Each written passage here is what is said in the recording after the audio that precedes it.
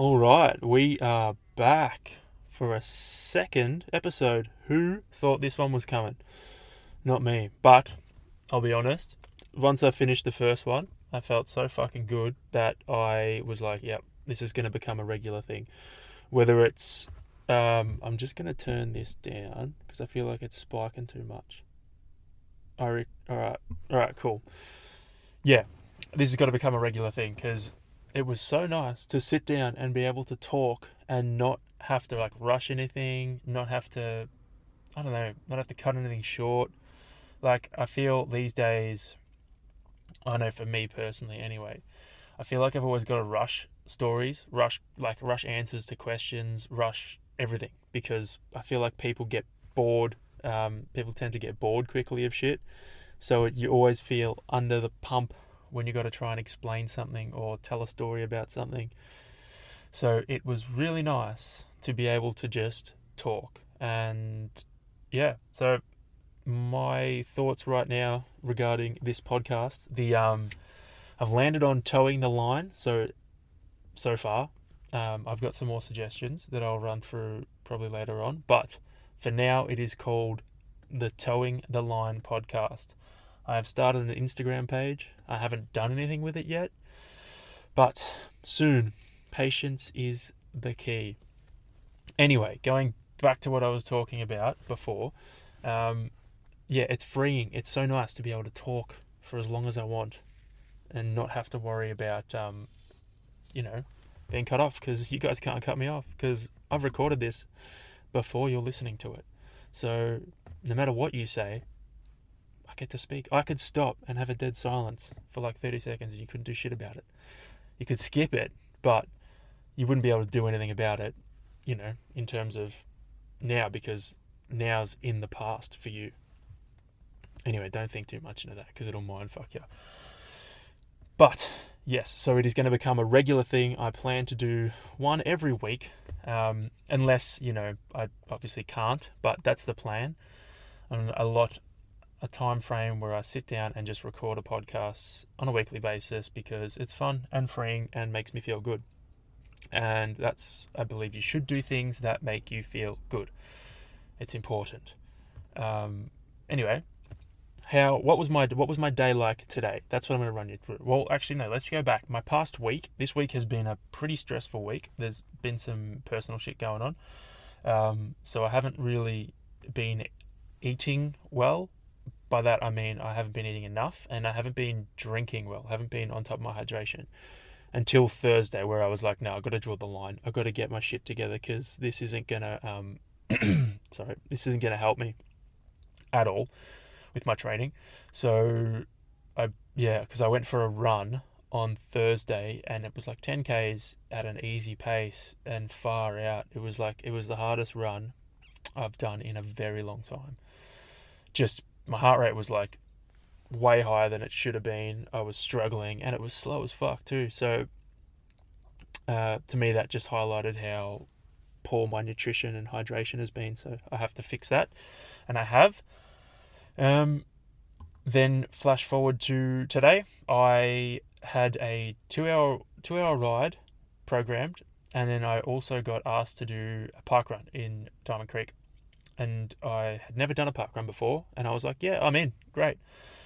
But the park run was at 8 o'clock, and I didn't want to ride after that. I was like, no, I want to be done. I want to send it in the park run and finish for the morning. So that meant that I had to get up at 4:30 to make sure I could start riding by 5:30. It was dark, wet, and cold. Perfect conditions, really. I don't think it got light enough for me to turn my bike light off until I had about 20 minutes left, which is ridiculous. I spent the whole time in the dark, just cruising around with a little bike light. There was a few kangaroos that were, testing me, threatening to jump out in front of me. None of them did, thankfully. But we got through it in the end. And then I had about 10 minutes to quickly put my bike on my car, change shoes, and get ready to run. And I didn't have any expectations for the park run because I've never done one before, so I didn't know what it was going to be like. I knew I was going to get caught up in the crowd and want to run real fast and real hard, but I didn't know what I was going to be able to do because, like I said, Thursday I went for a fucking 10k slow run, and that was like the hardest thing ever. So I didn't really have any expectations for the run this morning. Anyway, we got there, got to the start line, and it started, obviously. And I was running along. I was like, getting caught up, trying to overtake people, pushing the pace. And I was running. I think it was just under 4-minute Ks. It might have been like 3:50. I'll check. Bear with me. I think my first K was like there we go, 3:57 for my first K. Then it was 3:55, 3:54, 3:59, 4:03 for the last one. So yeah, I was hoofing along and I was running these Ks, and I ran the first K. I was like, is that a bit too hard? Maybe. I don't know. Kept going, and then, sorry, there's a car just driving past making a racket. Yeah, I'm recording this in my car too, by the way, because it's just a nice quiet spot. Well, I thought so. Anyway, moving on. Yeah, ran the first few Ks under 4-minute Ks, and then that third K fucking sucked because there was a bit of elevation in it. And the thoughts were in my head. I knew I had accumulated roughly 10 seconds because I wanted to go sub 20. That's been a goal of mine for years, and I haven't done it. I think the closest I've come was like 20 minutes 50. And so I wanted to go sub 20. And when I knew I had about 10 seconds in the bank with 2Ks to go, that means like I could have run a 4-minute 10K and still come, just under the 20-minute mark. I was toying with the thoughts. I was like, just give up, just slow down. You don't need to run real hard, because my hammies were on fire for the whole run. I was like, just slow down. No one's gonna know. You'll still run a PB regardless. It doesn't matter. You don't need to push. You don't need to push that hard. Shit. And then other side of me was like, there's only fucking 2Ks to go. Just rip the band-aid off, mate. Fucking send it. And I'd probably toyed with the thoughts of that for another case. And then by the time I decided that I didn't want to go through all this pain again to miss. I didn't want to miss the opportunity and then have to go through all this pain again to actually achieve my goal. I was like, I just ripped the band-aid off and was like, nah, you're going to suffer this one through. Keep going. And then in the end finished it. I think I finished the actual park run in 19:52. So yeah, 19 minutes 52 seconds. And then finished the actually got my 5k PB was, what was it, 15, no, fuck, I wish. It was 19:44 for the actual like 5k PB as per Strava, so I was pumped with that. More than a minute off my previous PB time. And yeah, I didn't think I was going to be able to do it, because I've spent the last 3 weeks since my Ironman not really doing a whole lot. And then before that, I was running slow, like I'm talking, 5:20 pace for, a couple of hours to train for the Ironman. So didn't think my legs had it in them, but they did. So that was fun. I'm actually pumped with that. Really fucking happy. I didn't think it had it in me. So that was a good start to the day. And now I am recording this podcast. So what I want to talk, I'm going to try and make these kind of have some form of structure. So I'm going to actually talk about my Ironman in this one, because I feel like I wanted to get the first podcast out of the way and just give an overview of who I am, what my goals are, what my achievements are, blah, blah, blah, like a bunch of random shit, just to give you guys a scope of me. And now that I've done that, I want to start going into different stuff. So this one, I'm going to choose my Ironman. I'm going to go through my Ironman because it's, fresh, fresh in my brain. I've just done it 3 weeks ago, and I've been thinking about it a lot ever since, because the way I feel, just off the lessons I learned from that one race, I could probably cut 10 to 15 minutes off my time easily, which is so crazy to think that just experience can give you that, which I think I mentioned last week. Anyway, so I'm going to start, timeline-wise, I'm going to start from before the race. like probably just before. So, sorry, I'm sticking to everything. So just before the race, a couple of days out, I was bloody nervous. It was like the week out, I was so stressed. Just fucking like I was so stressed about the race. It was ridiculous. I don't think I've been that stressed in a long time. And it was killing me. Like I couldn't concentrate. I couldn't sit still. I was so angsty. I was, pacing around. It was insane.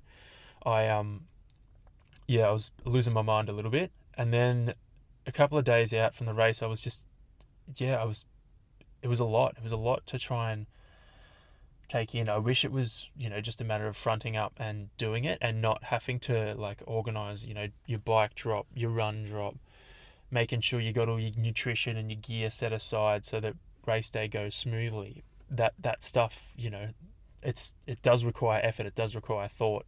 And when your fucking brain's all over the place because you're stressed out about it, it adds to it. But I fucking tried to set myself out some clear dot points or clear lines of what I had to do, and I just ticked them off one by one, and we got there. It was especially, it was an especial pain in the ass. I don't know what I'm trying to say. It was a pain in the ass because the run, T2, T1 and T2 were in different spots. So T2 was in Cairns, T1 was in Palm Cove. The swim started in Palm Cove, which is about 30 minutes from Cairns, and you swam there, then you jumped on your bike and you rode to Port Douglas, back to Palm Cove, to Port Douglas, back past Palm Cove all the way to Cairns, and then you ran in Cairns. But that meant that you had to drop your bike at Palm Cove the day before, then you had to drop your run gear in Cairns the day before, and then you had to get to Palm Cove the next day to start the race. So I was lucky enough that I was stayed in Palm Cove the night before, which saved me a lot of stress in the morning. So we'll flash to there. So Palm Cove the night before, I was staying in an accommodation, and I didn't think to use the athlete street gear bag, which is where you put your clothes in and your phone or whatever, and you give it to them, and they put it up on your hook at the finish line for you to grab. And I was like, I didn't even think of that. I was like, nah, fuck that. I'm not giving my shit to anyone. I'll give it to Caitlin, my partner, and she stayed in Cairns the night before. So that meant that the night before the Ironman, I did not have a phone, and I was, just by myself, chilling in a room. It was great. I watched a zombie movie with Dave Bautista, which fucking scared me a little bit, and I ate a large vegan pizza and a pretty large chips as well, which was very filling. And I spent the night. I actually had a pretty good sleep. I thought I'd be fucking too nervous to sleep, but I slept really well. But I spent the night, just stressing out by myself. I'll touch on. So before the race, my plan was the day, like the Saturday. I was, my plan was to have as little fiber as possible, because I didn't want to have to go to the toilet while doing the Ironman. That is the last thing I wanted, because I was like, I'm not doing all this work to have, 5 minutes or whatever blown just because I had to fucking stop and go to the toilet. So I was like, no fiber, better off not having to go to the toilet at all than in the middle of the race. So that was my plan for the Saturday. Then I woke up on the Sunday, and it was like, I was like, fuck, this is so real.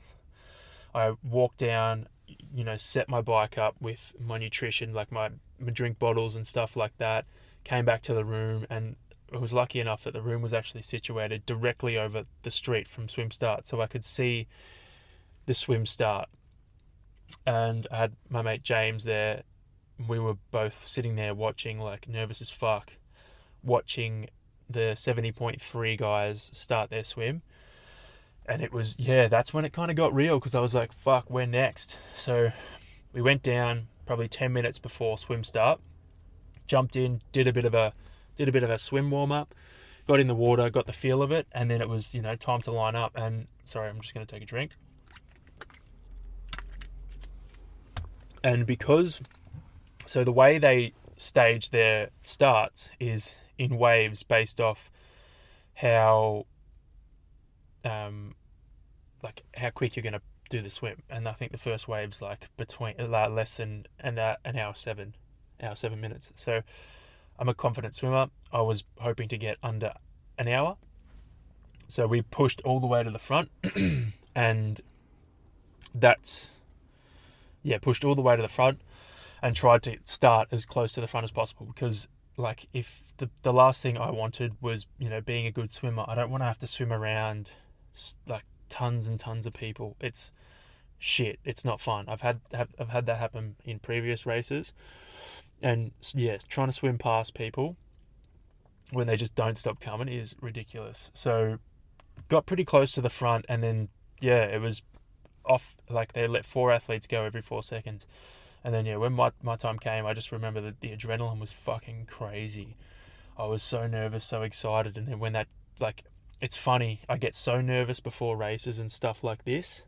But then the second the fucking ding goes and the race starts, it's like my mind just switches. And I'm like, all right, let's do this. And I just do what I got to do. I do what I came to do. And that's what happened. As soon as it switched, I just fucking launched into the water and started swimming. I swam pretty hard for the first K, I'd like to say. And then I was like, probably should slow down a little bit. Like I've gone out pretty hot. And I didn't really slow down that much. I just kind of found a nice rhythm and just kept chewing away at it.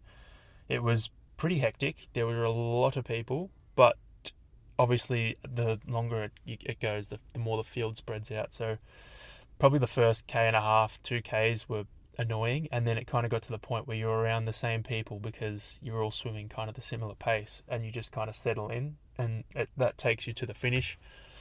Ended up jumping out at I think it was 56 something, might have been 56:20. So I ticked the first box, came in sub an hour, which I was fucking pumped with. That got me my first goal of the day ticked off, done and dusted. Then I was like, all right, time to go.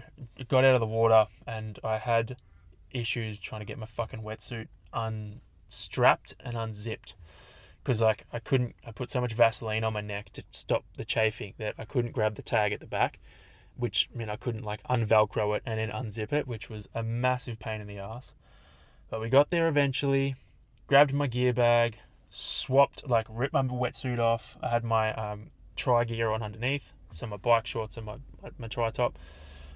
Put my socks on, put my bike shoes on, ran out, threw my gear bag in the gearbox, because it was in Palm Cove, you throw your wetsuit and what other shit you had on in the swim into a bag that you got your bike gear out of, and they take that bag back to Cairns so you can collect it after the race. So I threw all that shit in there, hauled ass around to my bike, grabbed my bike, and then went through the rest of transition and jumped on that and started riding. And when I was on the bike, I was like, fuck, this is where it starts. This is where my Ironman begins. Because the swim is, yes, you've got to be able to swim, but the swim is nothing in comparison to what's to come, because you're obviously going to be riding for 180 Ks, which is upwards of 5 hours, and then you've got to run 42.2 Ks, which is fucking far, especially when you've already ridden 180. So I knew that that's where my race was going to start, and I just tried to settle in. My heart rate was real high for the first probably hour, and I was like, I'll let it be, I'll let it go. I knew I was supposed to try and keep it aerobic, which meant keeping it below 140, but it was probably sitting at 150 for most part of the first hour or so, and then I got to the hour mark and I was like, it's still pretty high. I tried to settle it down a bit, but I just ended up it did end up settling to probably high mid 140s, but I just kind of let it go. I was like, fuck it. I feel pretty good. I haven't missed a beat with my nutrition and stuff. We'll just see what happens. So On the way to Port Douglas, there was a tailwind, which meant I was fucking hitting like 35, 40 Ks an hour, and it was feeling fantastic. I was loving life. It was great. I had my alarms, I had bike alarms set up on my bike computer, so every 10 minutes it would tell me to drink, and every half an hour it would tell me to have nutrition. And I was alternating between a packet of the Cliff Blocks, which I would split. I'd have one packet every hour, and then I was also having some gels. So the gels I'd have every half an hour, and then the Cliff Blocks I'd split the packet into and have half a pack every half an hour. And then liquid wise, I just wanted to try and finish a bottle, or I had a hydration system in the front that was about 700 mils, and my aim was to tick one of them off every hour, which I just set a timer every 10 minutes to try and remind me to drink, because I'm very bad at it. On my training rides, I absolutely suck at being on top of my hydration and stuff. It never works well. I always neglect it. Sorry, I got cut off there for a sec. I always neglect my hydration and nutrition, especially in training. I got a little bit better at it towards the end of my Ironman training block, but I've never been good at it. So I wanted to set up everything to make sure that I could hit. I just didn't want to give myself any excuses to not be able to complete this race. So I made sure everything was right. I made sure I had my nutrition plan dialed, my hydration plan dialed. I wanted to make sure that when I got to that run, I didn't have any reason not to be able to give it my best. And that's what I did. So the ride was rough. Because we went from Palm Cove to Port Douglas, back to Palm Cove, then back to Port Douglas, then to Cairns, we had a tailwind going from Palm Cove to Port Douglas. So that meant the first half, and it was about 90 Ks. So from Palm Cove to Port Douglas, back to Palm Cove, back to Port Douglas, it was about 90 Ks. So the first 90 Ks was majority tailwind. Then turning around at Port Douglas for that last time meant the final 90 Ks, or round about that, was going to be into a headwind, and that headwind was fucked. It was rough, like just demoralizing. If you've ever ridden into a pretty gnarly headwind before, you'll know what it's like when like the wind gusts and it just feels like you're going nowhere. You're putting down the power, you're putting down the watts, but it just feels like you're not moving, and your speed just gets cut, and it was just, you're constantly pedaling. There's no, you don't get to freewheel, you don't get to spin the legs out, because you've got to try and stay on top of the wind. So that was fun for 90 Ks. And then there was probably, especially so in the last 30 Ks from Palm Cove to Cairns, that was fucking cooked.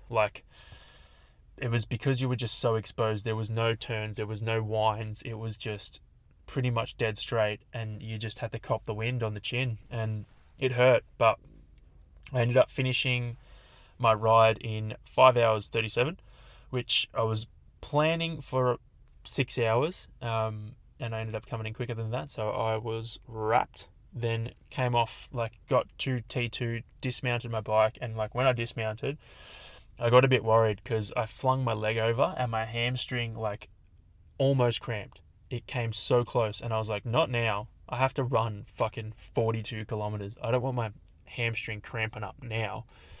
Thankfully it didn't. And then I, jogged through transition, racked my bike, went through, grabbed my run gear, got changed, and then off I went, and I was running. So the run for me was interesting. It was way more complex than the past two legs. So I was running the first part, probably running around 5-minute Ks, which was quick for what I was supposed to run at around 5:25. So I was just running at 5-minute Ks, and I was like, yeah, I'll, stick with this for, a few, and then pull it back. And then, so I did that, stuck with it for a few, got to probably 2 Ks in. I was like, I got to try and pull this back, because it's a marathon. It's not like a half Ironman. It's not an Olympic distance. It's a fucking marathon. If I blow out at 20 Ks, there's no holding on for another 20 fucking Ks. It's not like an Olympic or a bloody half Ironman where you can blow up at 20 Ks and just hold on for the last 1.5. It's not like that. You've got so much to do. So I was like, I got to be smart here. So I tried to pull it back, and I did pull my pace back. But what I found was my heart rate was still really high. Like, it was still sitting really high. I was supposed to try and keep it again in the in and around the aerobic zone, but it was sitting above 160 for a long time.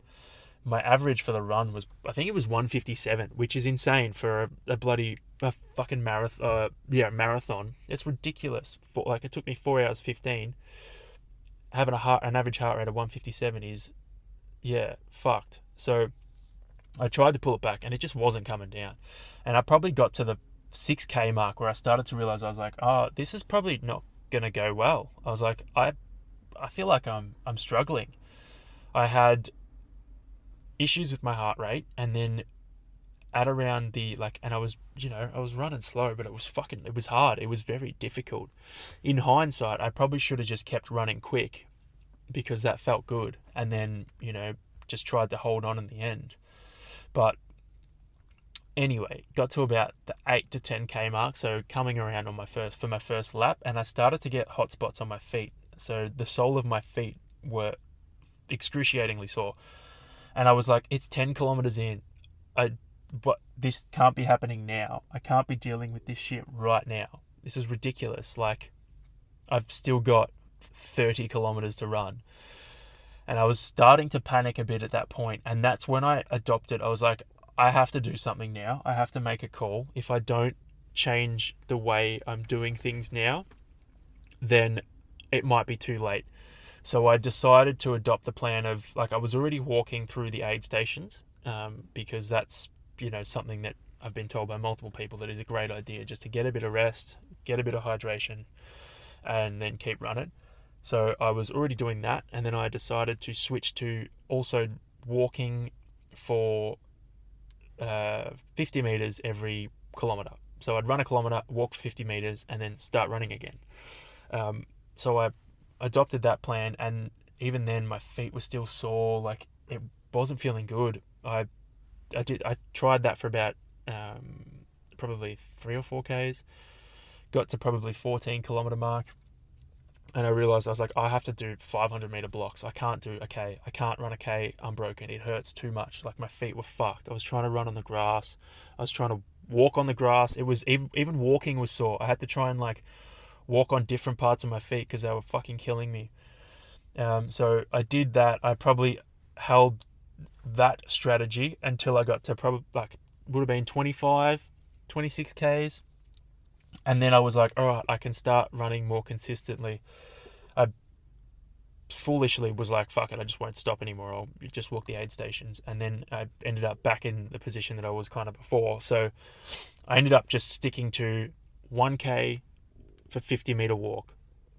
1K. Can you hear my stomach? That's whack. I ended up sticking to, a 1K run and a 50 meter walk. And that's how I kind of got myself to the end of the race. And that did the trick very well. I was pumped with that. Sorry, I'm distracted. There's stuff going on in the car park that I'm parked in. All right. Bringing it back. So I was probably at about 30 Ks. And I realized I'm just going to have to stick to the 1K run to 50 meter walk. That's my game plan for the rest of it. And that's what I did. I, even towards the end, I was like, I'll haul ass the last 2Ks. And I got there, and I tried running a bit faster, and I was seeing spots. I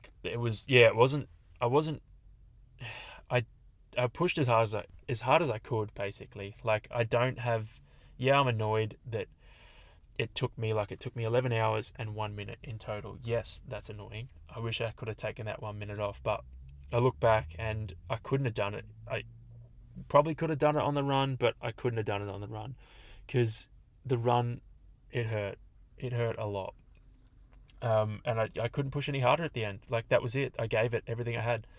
And I'm wrapped with, finishing. I finished in 4 hours 15 minutes, which is an equal PB. Like, I ran the Melbourne Marathon in 2019 and finished in the same time, which is fantastic. I've come so far. But yeah, so the run was fucked for me. I had a lot of thoughts about whether or not I'd actually finish it, and I knew that I just had to keep going and stick to the fucking plan, and I would get there, and I did. That's exactly what happened. I stuck to the plan, and I just kept chipping away at it, and eventually I finished. I remember running on my first lap, because it was 4 laps of one loop, and they had all the signs out for had 2k mark, they had like the 20k mark, they had like the 40k mark, they had the 36k mark, the 28k mark, and I'd be running past these fucking signs, and I'm on my first lap, and I'm like, holy shit, this is already hard, and I've got so far to go. And I just kept, it's weird.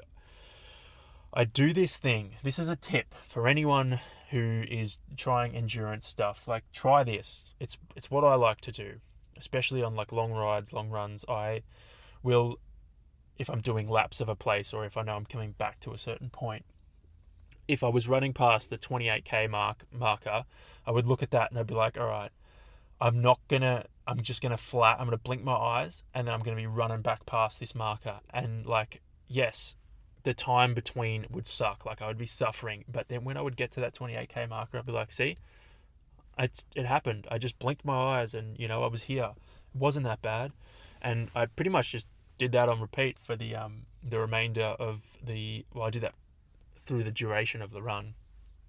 I just tricked myself into thinking it wasn't as bad as it was, and I feel like I'm going to take a sidebar here because I'm allowed to.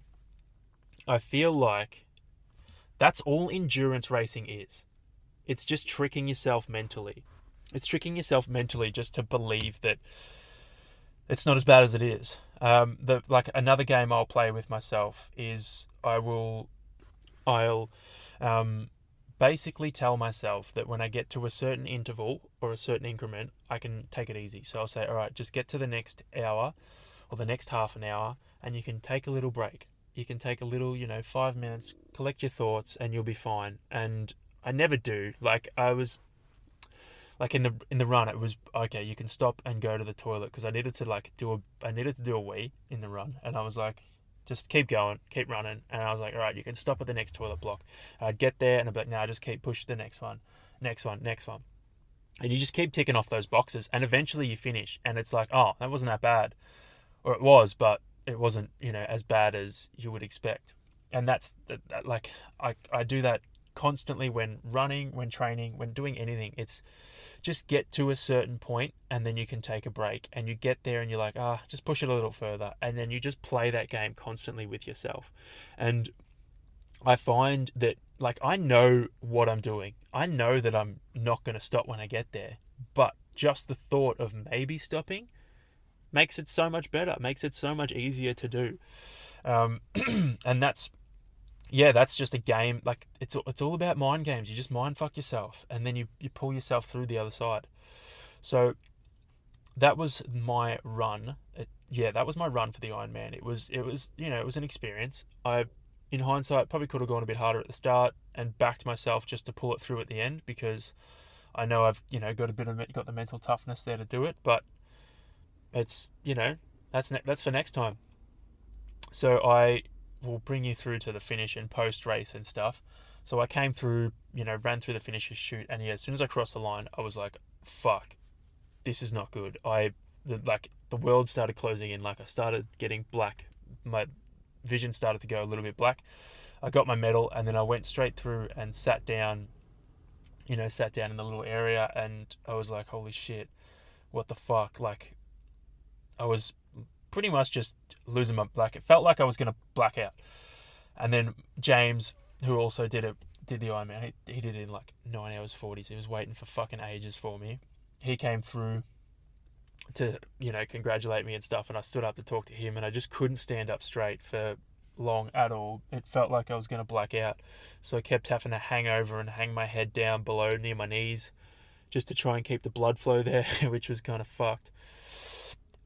Anyway, ended up getting through the finish, collected my gear, and then went out and hung out with some friends and Caitlin to try and celebrate. And I just couldn't stand up. I had to keep sitting down because it was my head was like, I was just kept getting dizzy and it felt like I was going to pass out. So I ended up having to sit down for like 40 minutes before I could actually get up and move anywhere, like, because I just couldn't, like, yeah, it felt like I was going to black out, which was kind of annoying, really. It was frustrating. All I wanted to do was go home and just lie down.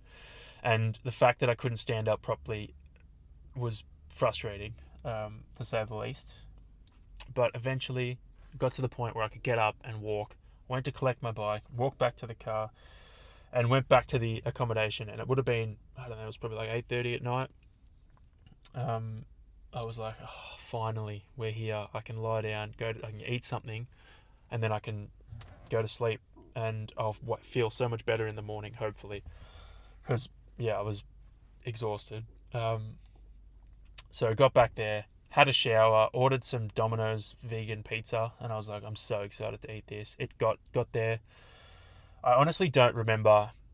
I don't remember showering. I don't remember ordering the pizza. I don't remember doing any of that stuff. I think Caitlin helped me heaps with that. I was pretty fucking zonked. Probably because I didn't have enough. I don't think I had enough water in the run. But anyway, not the point. So the point is, got back there and I was like, oh, I can't wait to have this pizza. And then, like, I was feeling a little bit sick to the stomach, but I was like, I'm hungry. I've earned the fuck out of this. I'm eat it all. So I took a bite, and then I was like, oh no. I realized I had some issues in my stomach, and I felt so nauseous after eating that fucking pizza. It was horrible. And it got to the point where I was lying on the bed, hunched over in the fetal position, because my stomach was just fucked. I ended up throwing the pizza up, and I just couldn't stomach I couldn't even drink water. It was fucked. My stomach was just not having a bar of anything. And that lasted the entire night. I don't think I got to sleep till like 3 a.m, and probably slept for an hour, and then just got up and I was like, what the fuck? That was horrible. I thought the race was going to end when it ended, not me have to stay awake all night with stomach issues. It was ridiculous. But the next day was good. I could have smoothies. So I had some smoothie bowls and some juices and smoothies and, easy stuff to stomach, which was nice.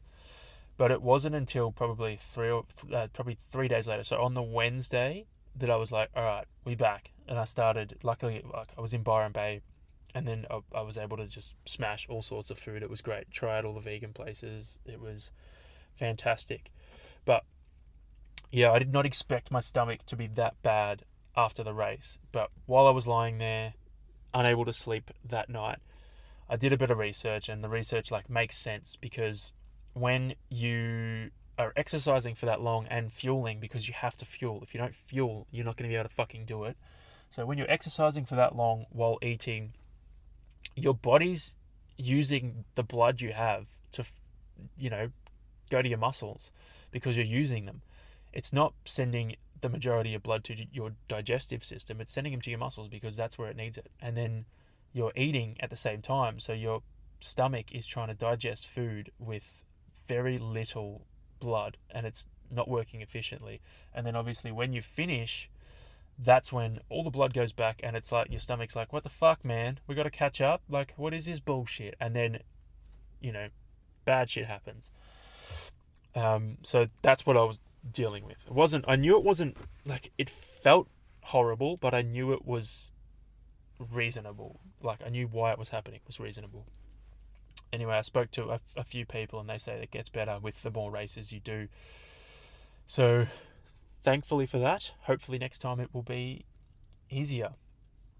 So speaking of next time, the second I finished the race, I was exhausted, but the second I finished the race, I decided, or I didn't decide, I was like, I got to do another one to go under 11, because, who wouldn't? I don't know when that will be, but it will be happening at some stage. I just want to work on my bike. I want to get stronger on the bike, and like obviously the run too. But I think I can just do the run better just after knowing what I know now. But yeah, so I will do another one. My next event is the Sunshine Coast Half Ironman in September. That's my next one. I don't know what the one after that will be. I'm just gonna do that and then reassess. I might do an Ironman next year, another full one, but I may not. I'm still going to be training it, but I might, leave it for a year and then do another one after I've put in some more hours to train for it and got a bit stronger. So yeah, that was the Ironman. Oh, there was a story I forgot to tell you. So, like I'm talking to you directly, you listening to this podcast, my one and only listener, the Towing the Line podcast, soon to be renamed something that I don't know yet. So I was talking so much shit just then I almost forgot what I was going to say. So before, like probably a day before the race, I didn't tell anyone this except for Caitlin, because I was like, I don't want people knowing, just in case something's fucking wrong and they try and stop me from doing the race. So we were at an Airbnb and Caitlin was asleep or in the bedroom doing something, and I was like I went to get I was sitting on the couch and I was like, oh, I'm thirsty, I'll get my bottle from the fridge.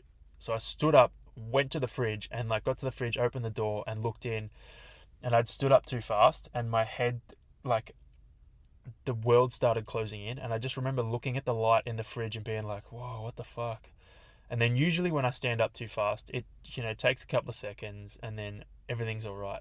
But I stood up too quick, and then I just remember I was like, whoa, fuck, started to get a bit dizzy, and then I started dreaming about something that I can't remember what I was dreaming about. I've tried, and I think I was swimming, but I don't know. I'm spewing that I can't remember what it was, because it was probably something like important, like a glimpse into my future or some shit. But I was dreaming about something, and I was like, this is weird. I wonder what happened. I was getting a drink, and then I opened my eyes and I was on the floor just looking up at the fridge with the door open, and I was like, what the fuck just happened? I had obviously blacked out because I stood up too fast, and I was just lying on the floor staring at the light in the fridge like, whoa, how the fuck did I get here? I don't know how long I was there for. I don't think it was that long, but yeah, it was like a time skip and I was dreaming. It was so weird. But yeah, I didn't want to tell anyone, just in case people tried to make me stop and not race. And I wasn't going to have a bar of that. I wasn't going to go that far just to not race because I, accidentally passed out. No chance. So there are a few more names for this podcast that I've been sent that I want to mention, because I don't know what I want to name it. I'm happy to stick with Towing the Line for now, because there's no other podcast called Towing the Line. It's my original, and it's a phrase that I used back in the day that I coined, or I'm claiming that I coined. But other names I've been sent are Fast and the Curious, or the Fast and the Curious, which I think is fucking fantastic.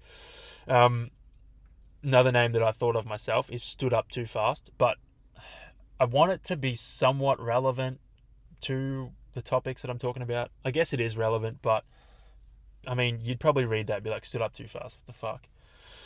Anyway, say it how it is, or get it off my chest, or getting it off my chest, because I feel like that's the purpose of this podcast, is for me to get shit off my chest that I think about while exercising or during my everyday life. That's why I've done this podcast. That's why I've started it, is to just get stuff off my chest. And yeah, so they're some of the names that have been submitted. In terms of what other topics I plan on doing in the coming weeks is, I think next week, I'm not locked in no particular order. Let's just say I want to talk about, I don't know, what my future aspirations are with training and just shit like that. And then I want to go into, I'm going to try and maybe do a series on a big fucking topic that no one, I mentioned it last week, it's something that no one bar Caitlin knows about me, and it's, it's something pretty big, something pretty substantial. It's not necessarily a positive aspect of my life, but it's something that I want to talk about because I feel like it would help a lot of people. So whether I do a series on that or whether I just try and get it all out in one podcast, I want to do that in the next few weeks. I would like to have somewhat of a routine set, or somewhat of, be somewhat comfortable podcasting before doing that, because I don't want to fuck it up, and I feel like it's a serious enough topic that, I just want it to come across well. I don't want to balls it up, but that would be a good topic or a good series. And then I would like to talk about mindset too, because I believe, well, for me, mindset is so many things. It's far more than, motivation is great. Motivation, don't get me wrong, I love, motivational shit. But mindset is, above all else. Without a positive mindset and a strong mindset, you're not going to go very far. It doesn't, you need a strong mind to overcome challenging shit. If you don't have that, then you can't overcome it. And it will end up, consuming you. So I'd like to talk a bit about mindset, and I'll probably I'll probably do a whole episode on Dragon Ball, because fuck it, I love Dragon Ball. I might touch on that now, actually. So, some of you probably know this about me, because I post a lot of Dragon Ball shit on Instagram, or I go through phases where I post a lot of Dragon Ball shit on Instagram. I started watching Dragon Ball, it was probably towards the end of high school or just after high school, and it got me through a real shit patch. I was watching it, and it got me through, I don't know, if you've ever watched it before, you'll know that, Goku's training philosophy, he's the main guy in Dragon Ball or Dragon Ball Z. His training philosophy was just, just train hard, eat well, sleep well. Train hard, eat well, recover, all the jazz. And I was like, I love this. And he was always just pushing a little bit harder. So he would, train he would master training on Earth, and then he would, find a way to train at 10 times gravity, train at 20 times gravity, train at 100 times gravity, and then, just become elite. And that's the philosophy. I loved that. I loved that attitude. I was like, fuck yes, all right, I'm going to start, adopting that. And that's where I started, I went through a phase where I wore a weight vest.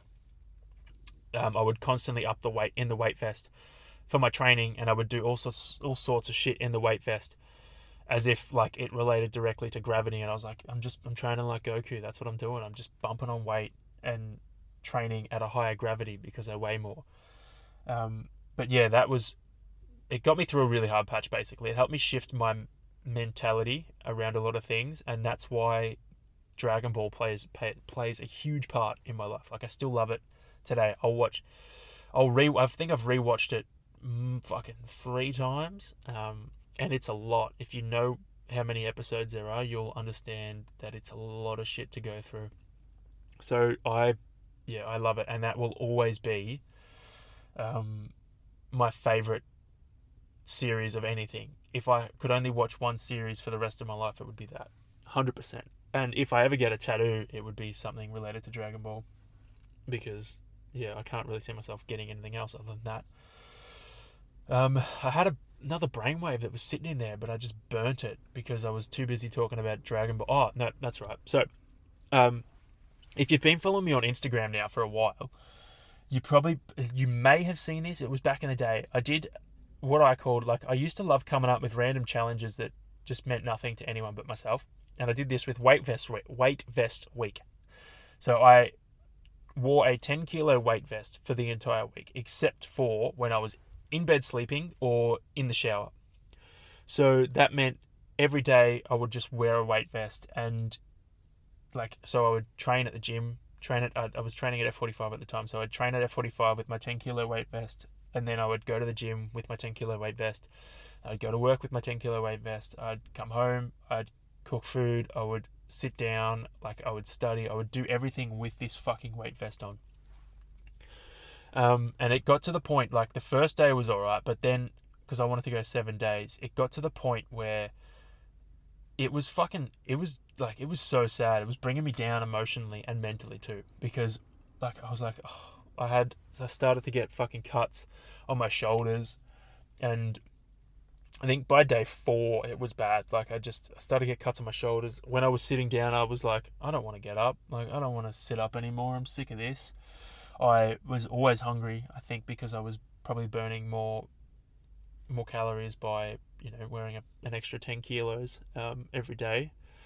But yeah, it got fucking rough. And then by the end of it, I was like, oh, I couldn't wait to take that thing off. I thought I was going to be so much faster and so much stronger at everything than when I took it off. And I took it off, and it was like, it felt the same. Like, except I didn't have cuts and shit on my shoulders from the weight vest. So yeah, I've done that. That was so random too. I don't know why I thought of doing that. But I did. I used to get so many weird looks at the shops while wearing a weight vest, because it wasn't an inconspicuous one. It was fucking massive too.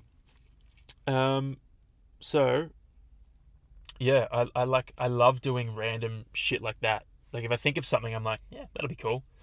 I did have this idea once, and this may very well happen in the future. I don't know, but I had this idea once where I was gonna get a shipping container, and it was going to be like a 24-hour challenge where you'd have one treadmill or one like skill mill or assault runner in there or something like that. It could be an assault bike, whatever, and there would be a team of you'd have 2 in there, and you'd have 2 teams of 2 people or 2 teams of 3, and it would be like you could set up cameras in there to watch the people in the shipping container on the outside, and you would have to like keep them moving for 24 hours and try and get as many calories or go as far as possible in that 24-hour period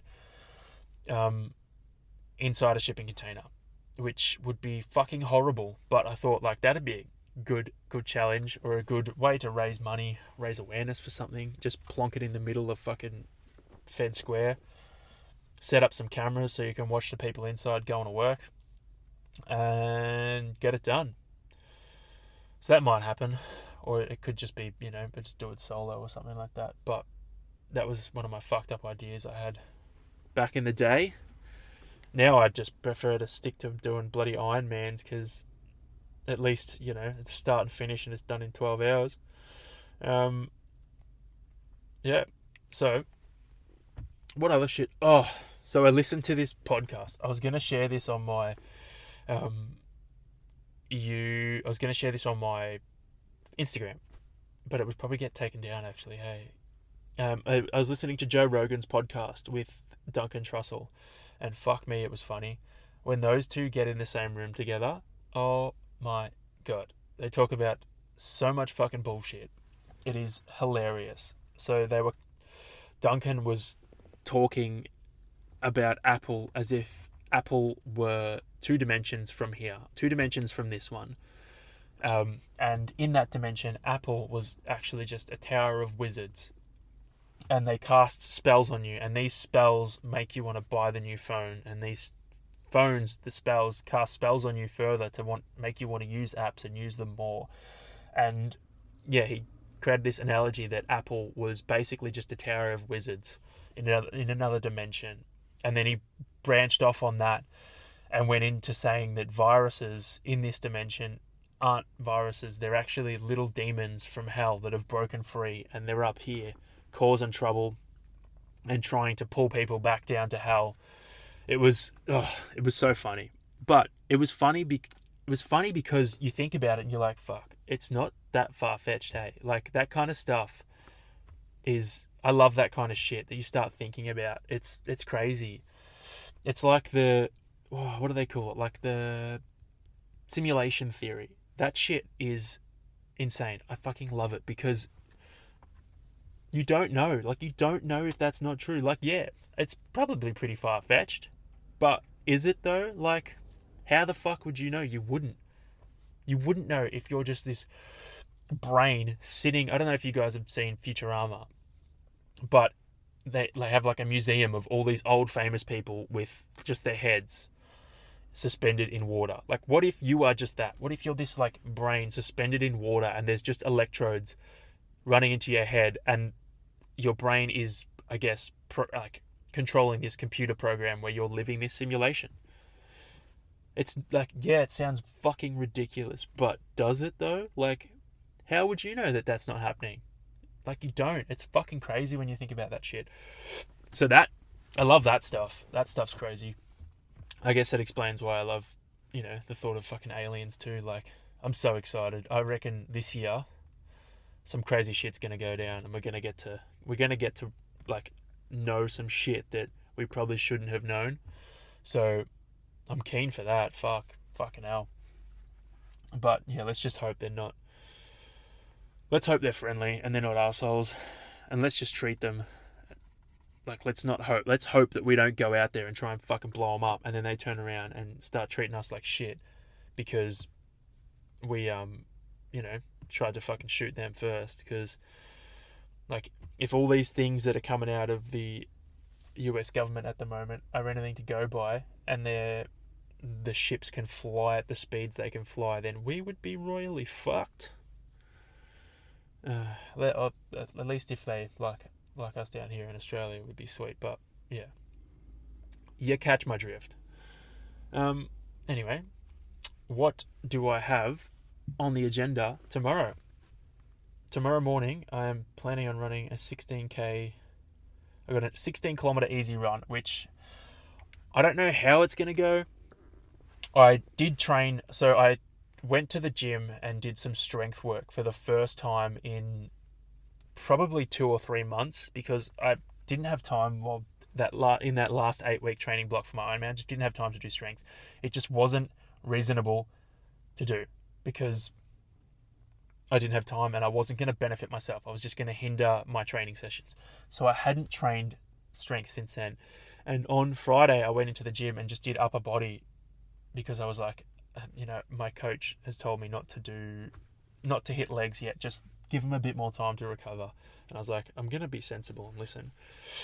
So I did some upper body, and some core, and my chest and abs are pretty sore today, but I know tomorrow they are going to be absolutely railed. Like, I know I'm going to struggle to get out of bed in the morning.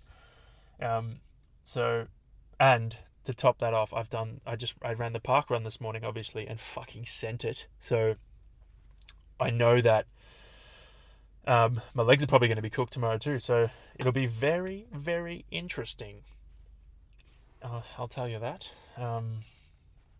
Yeah, so 16 Ks, eh?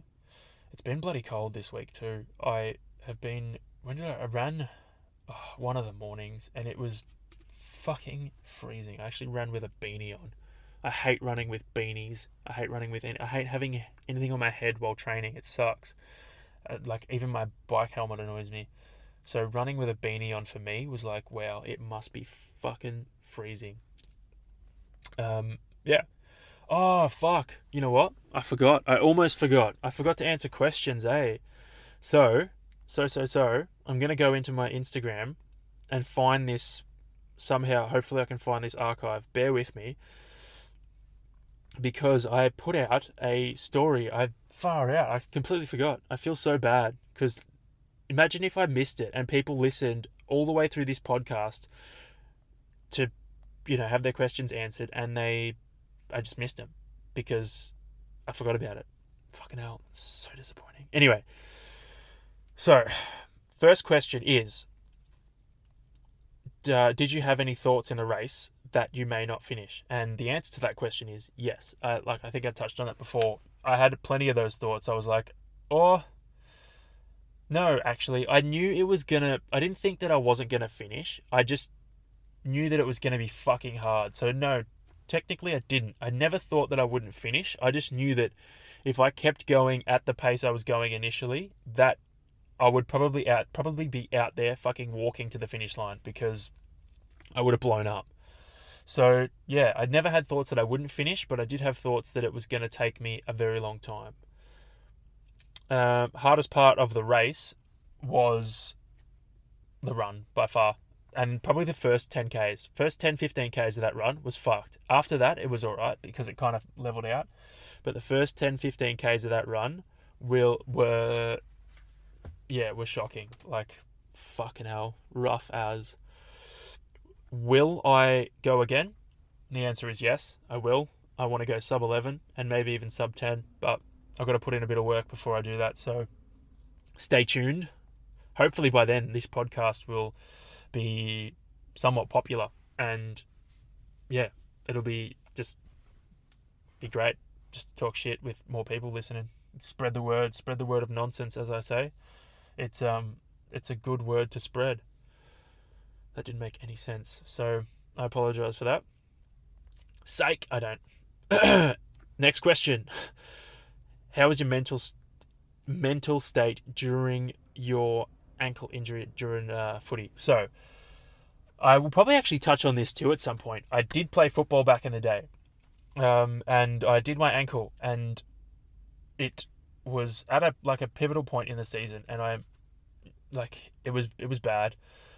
It was pretty bad. It was enough to take me out of action for a few weeks, and I was trying to come back from the injury in the space of 2 weeks, which probably wasn't smart in hindsight, but I pushed it. I did end up coming. I did everything I could to come back. I tested it, rehabbed it, strengthened it to come back in that 2-week block.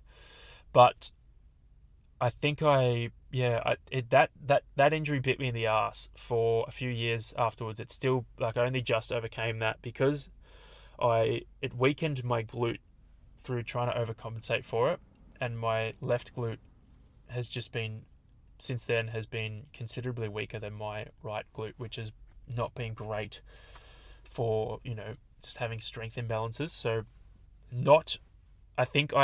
my mental state was just get back, and I did that. I got back very quickly, quicker than I should have, and that's what bit me in the ass. I should have done more rehab. I should have been more careful with it. I should have taken my time instead of trying to rush it. But I just remember my mental state being, I want to be back in 2 weeks. I want to be back in 2 weeks. I want to be back. And I did that. I ticked that box off. So in hindsight, if I ever did a serious injury now, well, actually, that's a lie. I injured my back last year, towards the end of last year. It was around August, actually. And I did it twice in the space of 2 weeks. I sprained my facet joint because I don't remember what caused it, but I sprained my facet joint, and it was so excruciating to the point where I ended up having to just stop training. I couldn't get out of bed. I couldn't walk. I couldn't go to work. I just couldn't sit.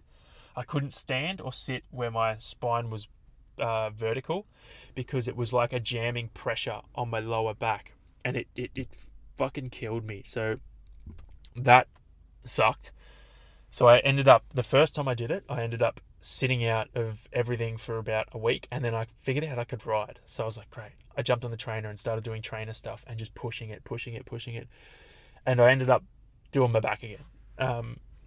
Probably exactly a week after I did it the first time. So then I was like, all right, I got to be real smart about this. Started doing proper rehab, all sorts of stuff. Made an ice bath at home.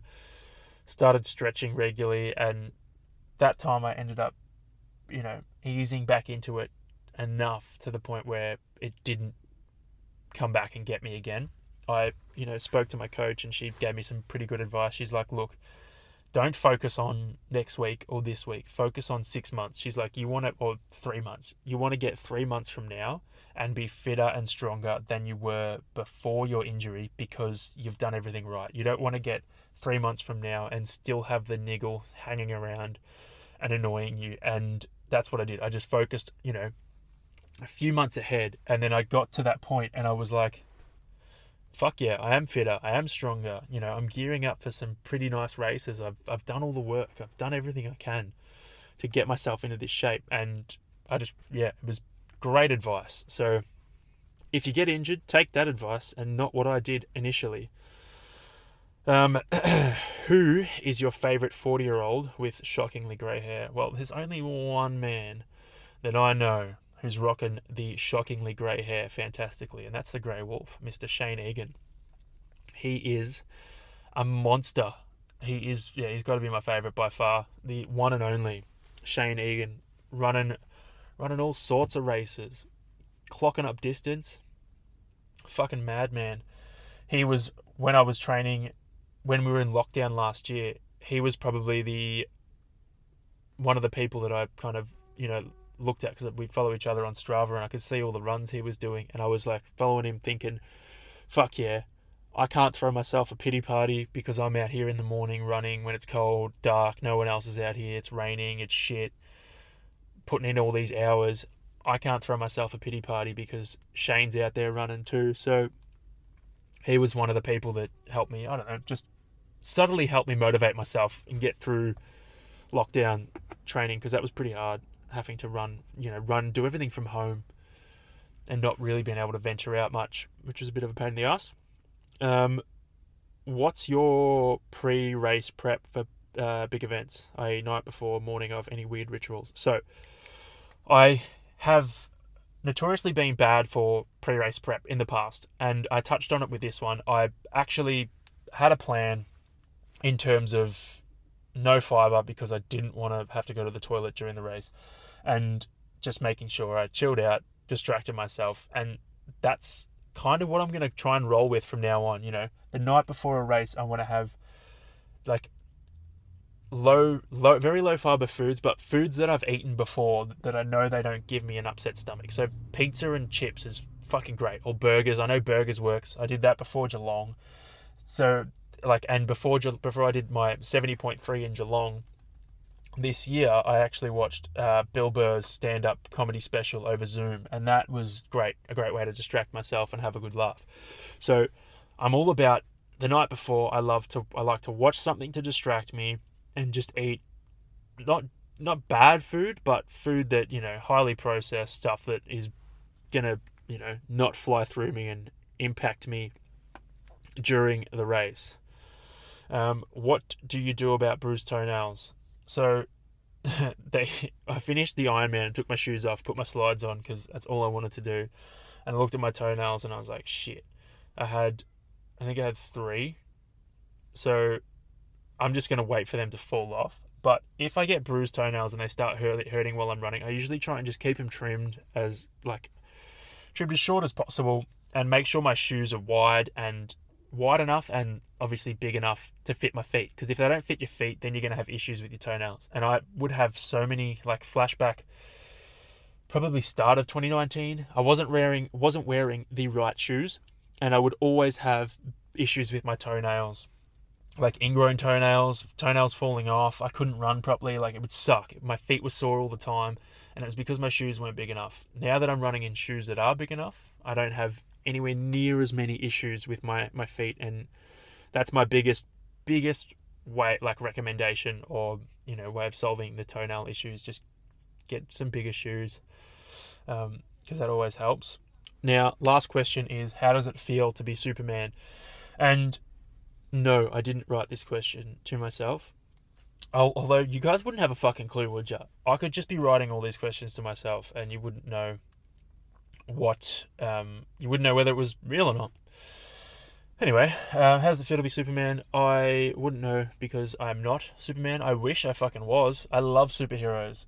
I'm a huge fan of superhero movies, superhero shows, Dragon Ball. Goku's basically a fucking superhero. I love that shit. I love to think that it is real, and it could possibly be real, because it just makes life better when you think that superheroes are possible, and when you toy with the idea of potentially being able to become a superhero one day. I love that shit because it makes me feel good. And yeah, great. It's probably not true, but so fucking what?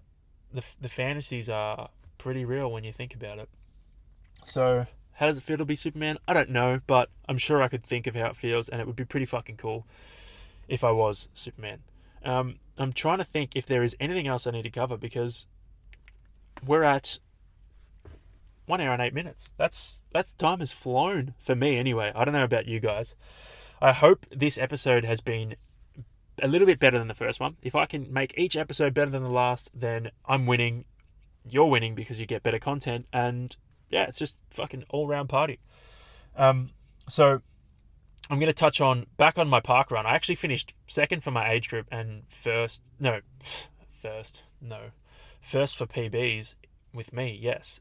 8th overall, which was cool. So I think I might try and do more of them, because it was a great way to fucking push and just fucking send it without actually having to pay anything, because it's free. So if you want to get into running, fucking sign up for a park run. It's a great way to do it. You get to run with a bunch of other people, and they all push you because you want to, try and run faster.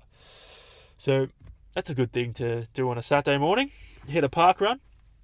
You don't have to ride. You don't have to ride for a few hours beforehand because that's not great fun. But the park run's fantastic. Yeah. So another episode in the books. How's that? Fucking crazy. I reckon I'm going to keep doing this because this once again has made me feel much better, and I hope you guys listening to it get takeaways from it. I hope you take something away from it, is what I should have said.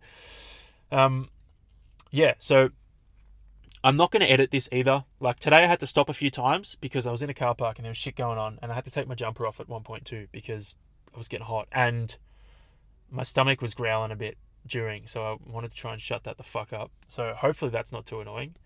And if that's the reason you stopped listening to the podcast, then you probably didn't make it this far to hear me say sorry. So too bad you missed out on some great content.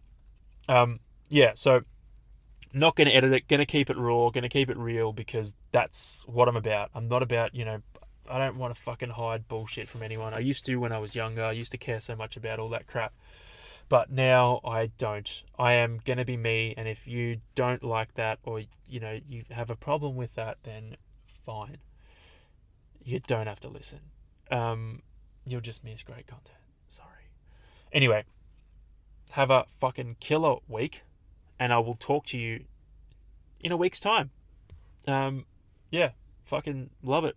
Podcasting is great therapy. They should recommend this for all people struggling. Not that I'm struggling, but yeah, it would help a lot of people if they just started talking to a microphone and airing their thoughts. Anyway, I'm going to shut up now. I'm going to go get some food because I'm hungry. I will talk to you guys next week. Peace out. Toe on the Line podcast episode number 2. I don't have anything outrageous to say this week other than if you could hear my stomach noises, I'm sorry. My microphone picks up everything, and yeah, I'll try and fix that for next time. Maybe I should eat before. Anyway, peace out. Talk to you next week. Woo!